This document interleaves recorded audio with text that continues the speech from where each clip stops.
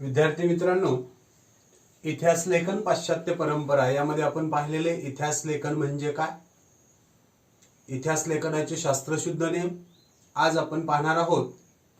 इतिहास लेखनाच्या दृष्टीने शास्त्रशुद्ध लेखन कसं करावं या बाबतीत काही विचारवंतांनी आपलं मत मांडलेलं आहे। अशा महत्त्वाच्या विचारवंतांचा आपण त्या ठिकाणी विचार करणार आहोत। त्यामध्ये पहिला विचारवंत आपल्याला अभ्यासायचा आहे रेने देकार्त।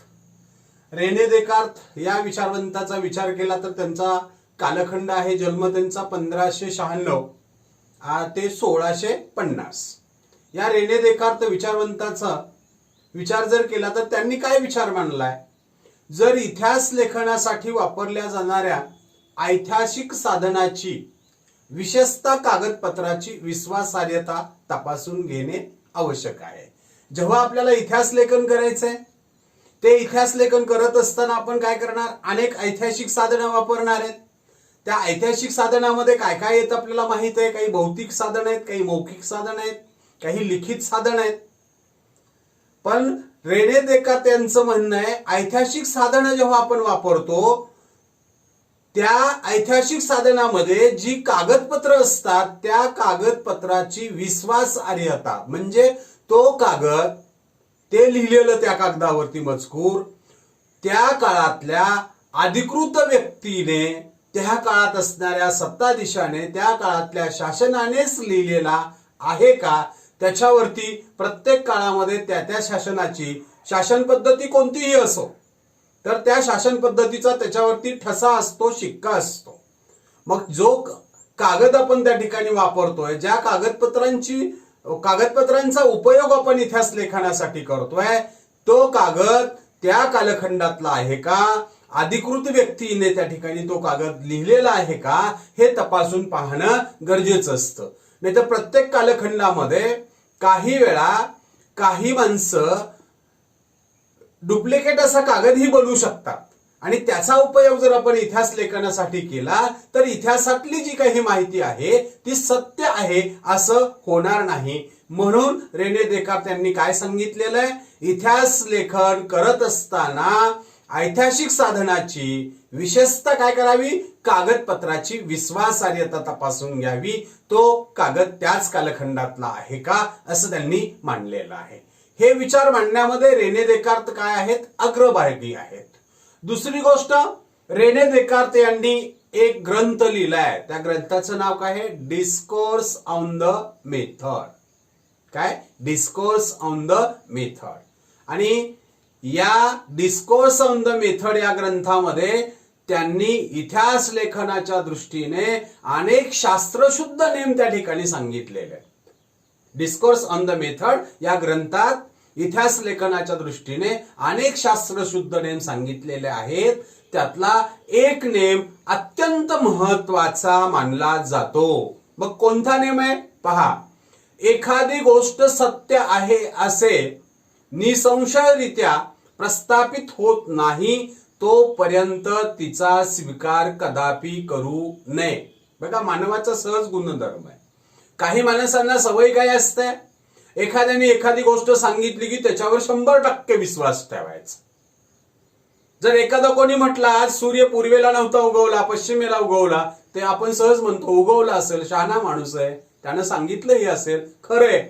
पण काही माणसं अशी असतात, एखादी गोष्ट कोणी सांगितली तरी तिच्यावर विश्वास ठेवत नाही जोपर्यंत त्यांना ती गोष्ट सत्य आहे हे सिद्ध होत नाही तोपर्यंत। तसं इतिहास लेखन करत असताना कोणी जरी काही गोष्ट सांगितली, आपल्याला एखाद्या साधनाच्या सहाय्याने एखादी गोष्ट समजली तरी ती गोष्ट सत्य आहे असं निसंशयरित्या, म्हणजे त्याच्यात संशय राहिलाच नाही पाहिजे आपल्याला।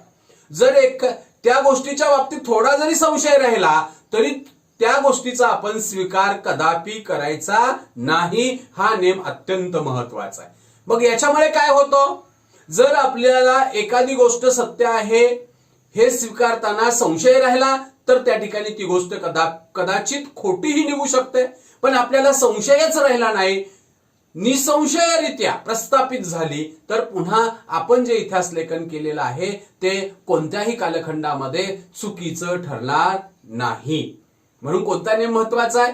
एखादी गोष्ट सत्य आहे असे निसंशयरित्या प्रस्थापित होत नाही तोपर्यंत तिचा स्वीकार कदापि करू नये. काय? एखादी गोष्ट सत्य आणि महत्वाचा भाग कोणता? निसंशयरित्या प्रस्थापित होत नाही तोपर्यंत तिचा स्वीकार करायचा नाही. हे रेने देकारचे विचार आहेत. परत एकदा आपण रेने देकारचे विचार त्या ठिकाणी रिपीट करूयात.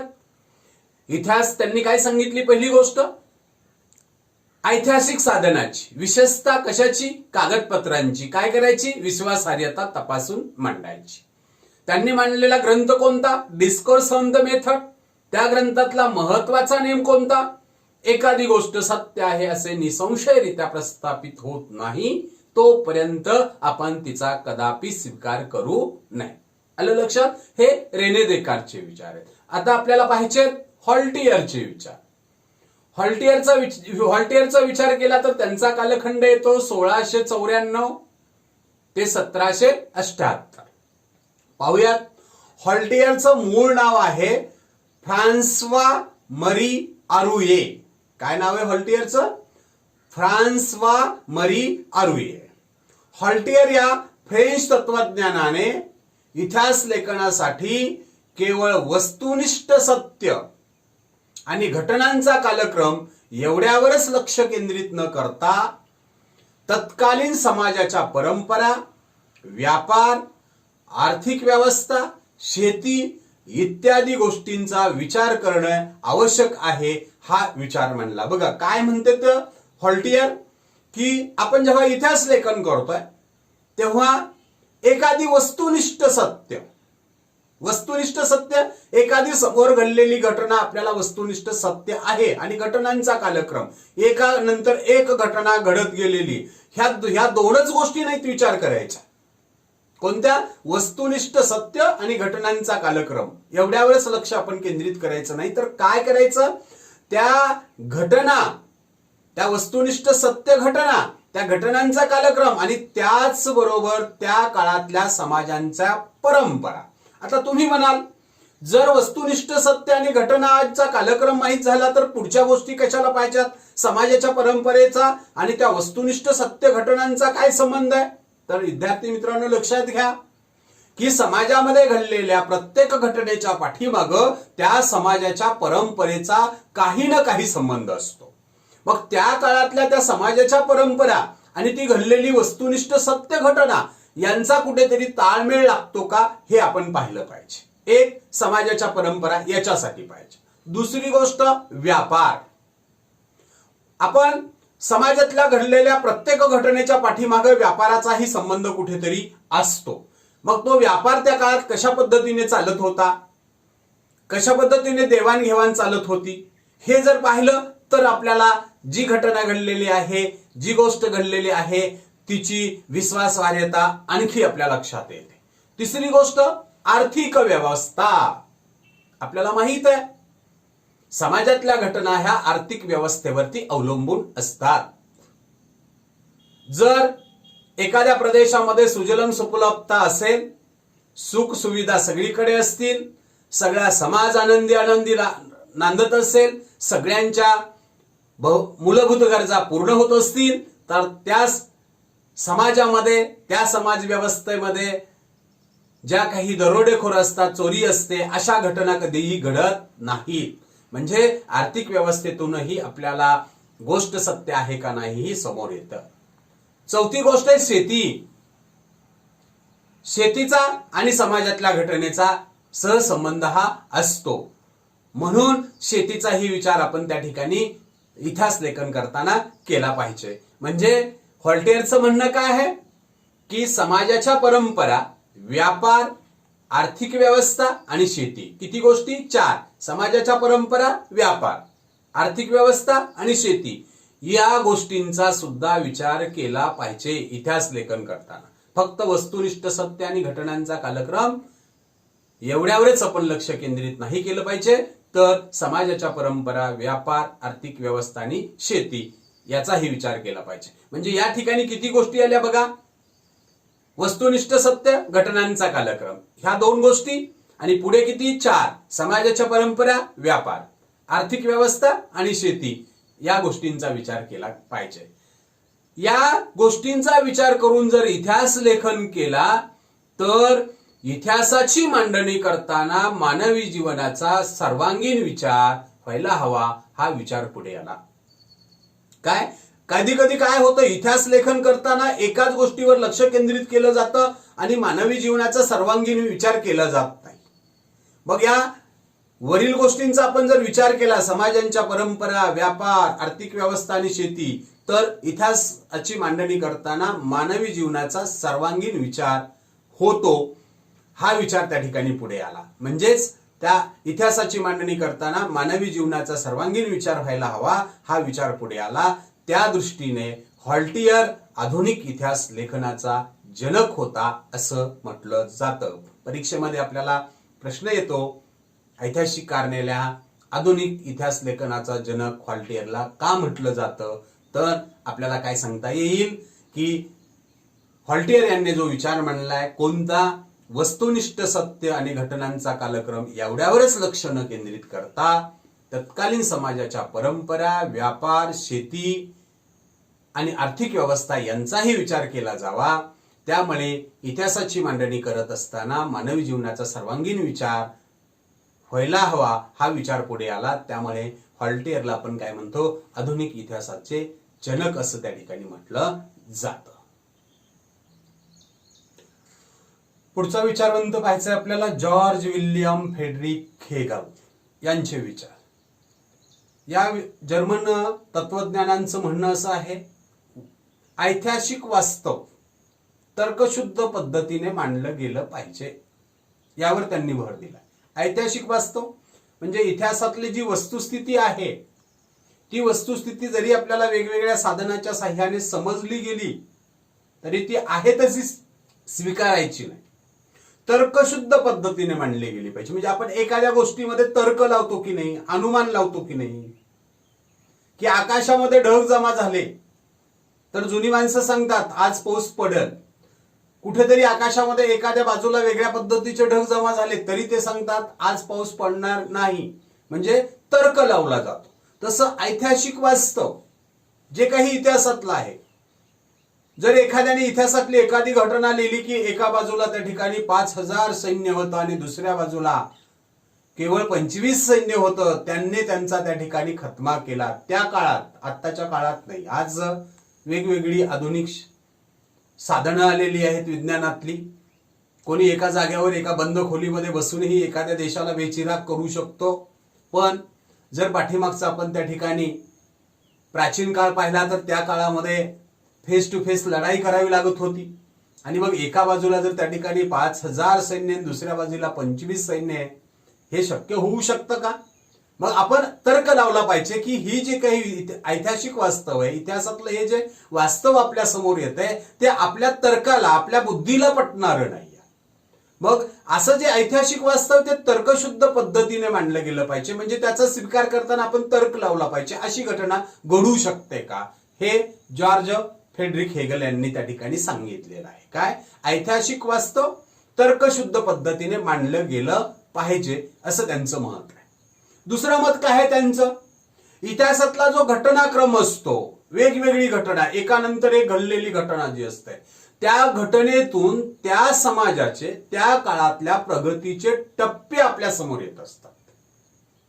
कसं काय असं होईल, इतिहासातल्या घटनांवरून प्रगतीचे टप्पे आपल्या समोर येऊ शकतात का? त्या काळात इतिहासातल्या घटना घडत असताना वाहतुकीसाठी कोणती साधनं वापरलेली आहेत, लढाईसाठी कोणती साधनं वापरलेली आहेत, त्या काळातली शासन व्यवस्था कशी चाललेली आहे, तेव्हाची कागदपत्र कोणत्या पद्धतीने ठेवलेली आहेत, यावरून प्रगतीचे टप्पे आपल्या लक्षात येतात. आपण स्वातंत्र्यापासून आतापर्यंतचा जर विचार केला, फक्त आपण त्या ठिकाणी सरकारी कार्यालयात कागदपत्राची जपवणूक कशी केली जाते ह्याचे टप्पे जरी पाहिले, ह्या जरी घटना आपण पाहिल्या तरी आपली स्वातंत्र्यापासून आजपर्यंत प्रगती कशी झाली आहे हे आपल्या लक्षात येईल. पूर्वीच्या काळामध्ये लिखित स्वरूपामध्ये आपल्याला दस्तऐवज ठेवावे लागत होते.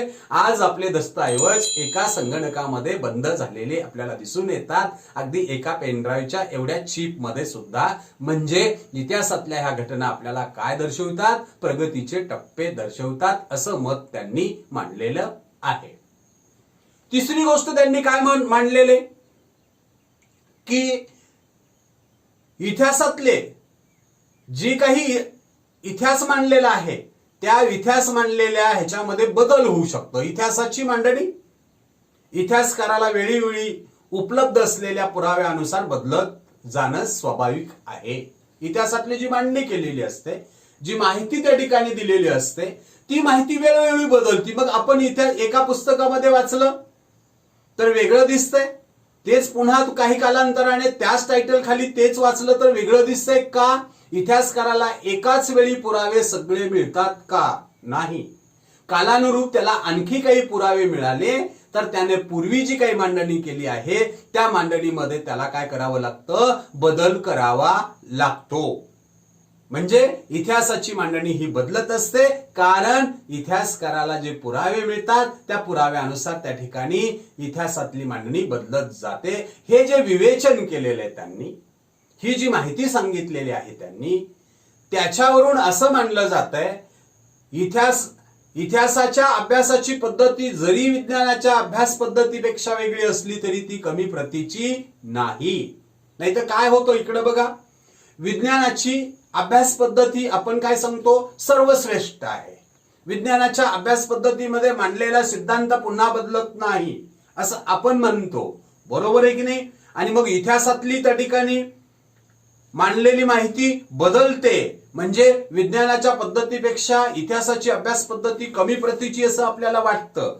पण जॉर्ज विल्यमने काय सांगितलंय? ही अभ्यास पद्धती कमी प्रतीची नाही का? जरी इतिहासाची मांडणी बदलत असली तरी त्याला कारण काय आहे? जे इतिहासकाराला पुरावे मिळतात ते पुरावे मिळाल्यामुळे ती पद्धत बदलावी लागते. त्याच्यामुळे विज्ञानाच्या अभ्यास पद्धतीपेक्षा इतिहासाची अभ्यास पद्धती कमी प्रतीची नाही असं त्यांनी त्या ठिकाणी मांडलेलं आहे.